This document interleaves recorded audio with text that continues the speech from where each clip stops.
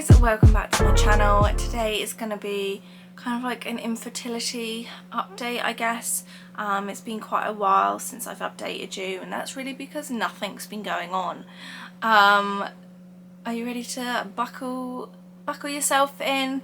This is going to be a pity party for one, but feel free to join me. This is going to be raw and honest emotions, and the reality of what it's like living with infertility. So if you've not seen any of my other videos, I will link up a card. Basically, me and my husband been trying for we're probably getting on to the 3-year mark, but I will get into that, of trying to conceive. A lot has gone on in that time. My husband's had 2 major surgeries. He had a gastric sleeve, and now he's had surgery to repair a ruptured bowel, of which that last one has been within the last couple of months, and obviously that puts a hold on baby making naturally.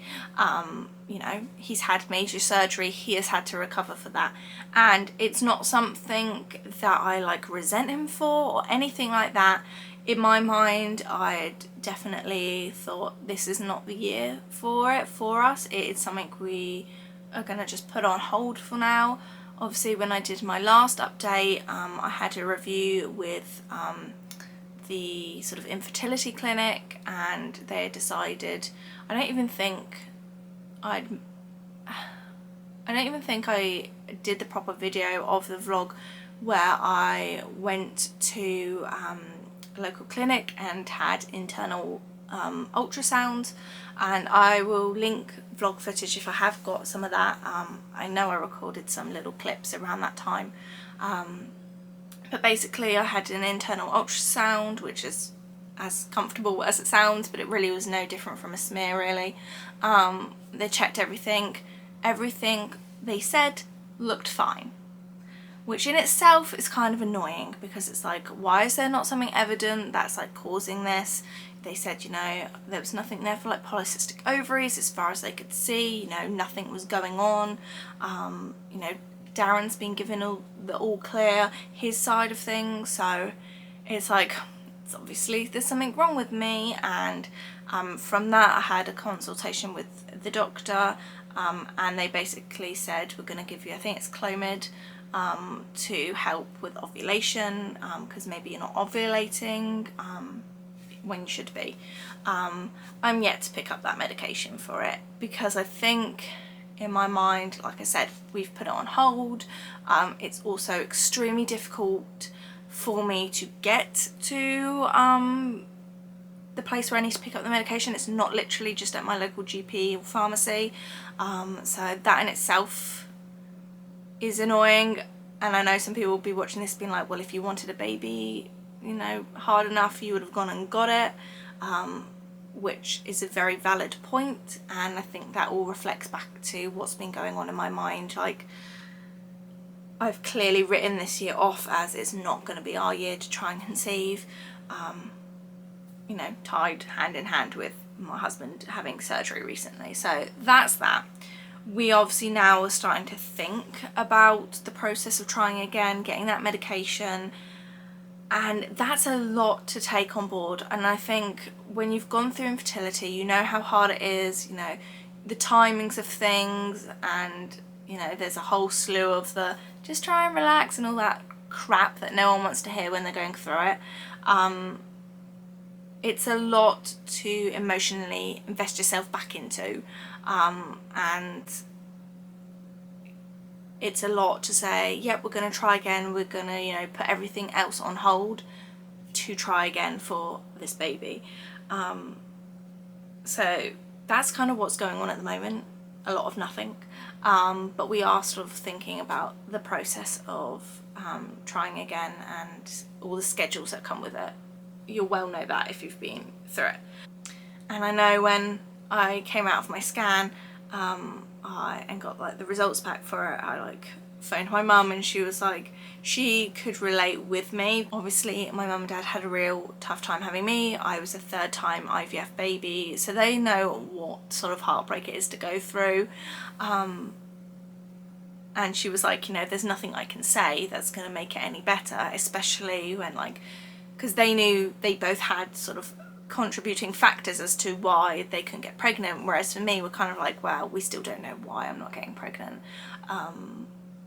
But it's nice to know that I've got that, you know, she knows what I'm going through, which is difficult because I feel like I've got no one else that I can really talk to about it.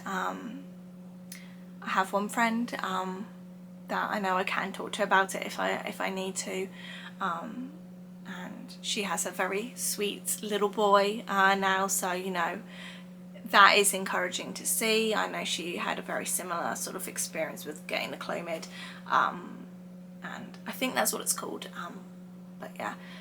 But aside from that, not really anyone I can talk to about it. This week has been particularly tough, and I can see I need to change my memory card, so I'm going to do that before it interrupts me like mid-flow. So yeah, like I said, this week has been really tough emotionally, and I'm trying to compose myself and get through this without crying, because I feel like I've done enough of that this week. But there's been little contributing things here and there that have just escalated and sort of bubbled under the surface, I guess, for the last few weeks. When you're going through infertility, it is super hard to see other people and have their babies and have their success stories. Some people, even that, like, I wouldn't know if they've had problems in the past or not, it's still hard to see them there and then with a baby. In the last 2 weeks, I've seen 2 people that I went to school with have babies, of which one did struggle at one point with fertility problems, and that in itself is really difficult for me to look at and accept, I guess, and it just brings up a lot of emotions, and if you've been through this then you'll know what it's like. It's hard to congratulate them on something that you so desperately want. It still fuels a lot of emotions in you, like, oh, why is it not my turn? You know, will I ever have this? Is this something that's just not meant for us? That is such a deep-rooted thing. And so seeing those success stories and people that have already got, you know, 2-3 children and they're the same age as me, it's like why is it not working out for us? And I'm currently sat in that anger stage, which is very normal to go through, and the last couple of days one of our neighbours gave birth as well, and she's, you know, obviously not, but in my eyes she's parading the baby around the road, showing it to all the neighbours, and they're like, I could not care less if you've had your child. Like, I knew it was coming, I could see her be pregnant for months, but it's really difficult, and that sort of set everything off. And Darren, he's known that's what set me off the last couple of days, and he's been really supportive about it, and obviously I know that he's struggling with this as well, probably. And I've had like a couple of people that I follow on social media, people I don't know, like, they've conceived, and, you know, even some of them say, you know, they've had multiple miscarriages and things, and obviously they've had problems as well, and it's like, that doesn't soften the blow of seeing that, especially when you're seeing so much of that happening, and it feels like when you're in the midst of it, it feels like, why is everything showing up to me like this? Like, why am I getting all the baby adverts? Why am I seeing all the pregnant people around? Like, you see these people in their newborn baby stage bubble, and it's like, why can't I have that? And you know, and at work, like, everyone's got kids or grandkids, and they're talking about it, and they're showing the photos, and, you know, I love seeing the photos, it's sweet. I don't begrudge them for doing that, but it's that battling thing of, I don't want to see it actually, because I don't have that, and I might never be able to do that. You just don't know. And this is a really hard time of the year. We're coming up to Halloween, we're coming up to Christmas. I swear if I see any more people dress their babies up in pumpkins, like, yeah, don't want to see it, thanks. And they shouldn't feel bad for putting up their photos, because why should they? And like, I would hate for like any friends or family to see this and then think, oh, like, I'm really worried to tell her that I'm pregnant, because how will she react? How will that make her feel? Like, no one should be worried about having to like tell us that they're pregnant. Obviously it's going to be a blow, but you know, we're still going to sit on the sides and root for them. Yeah, and then obviously Halloween, you get all the kids come around in their outfits, and it's like, yeah, I don't actually want to be part of that, you know. I think we are just going to put a bowl of sweets at the door like we did last year when it was COVID times, and then, you know, to have to deal with that. And obviously Christmas, everyone does the Christmas photos and all the presents of the kids, and the holidays can feel a really isolating time as well for it. And it's that thing of this might not be the last year that we feel this and have to go through this, and who knows. I'd like to say, you know, 2023 is going to be our year, but we don't know that. And it's all these sort of milestones that you end up getting to, and it's like, oh, I thought I might be pregnant by then, or oh, I thought I might be pregnant for when we go on holiday, or might be pregnant for this Christmas, and those milestones come around and then you're not.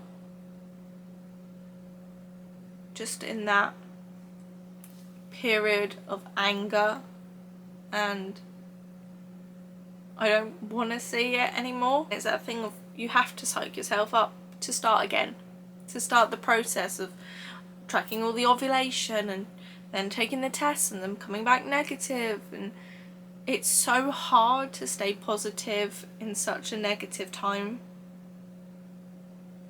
And I guess I'm just sitting on here like spewing it out because I guess I feel like I don't have anyone else to talk to, which is nuts, because I'm just now about to share this on probably all my social media and stuff and wrap up this video, because it's fueling more anger in me that I don't need to surface. And we've just about made it through the video without crying, so success there. But yeah, feel free, if you feel open enough to do so, leave your comments down below. Can you relate to this? If you don't feel comfortable leaving it in the comments, feel free to email me, Instagram me, however you see fit. My links are down below. Going through this as well, I'd like to leave you with some positive words of wisdom, but I don't have that. So I hope you're doing okay. I hope you're getting through the day today, because sometimes I think that is a case of making it through day by day. If you're sat there, if you're watching this on the way to work, if you're sat there of an evening, you know, just know that I know what you're going through. I'm feeling it in the moment. If you were like me and sat in the car crying before work, can relate to that. If you've seen someone else post their, you know, I've had my baby pictures this week, and you want to punch your laptop screen, then, you know, I feel you. But, you know, I saw a good quote and it was like, this is a season. It may be a very short season, it may be a very long season, but it is just a season. And whether it's a good or a bad one, that season will come to an end, and you will be able to get through it and move on from it into the next chapter. So I will leave you with that. Know that I'm thinking of you, and yeah, my comments and my Instagram DMs are always open. Okay, bye guys.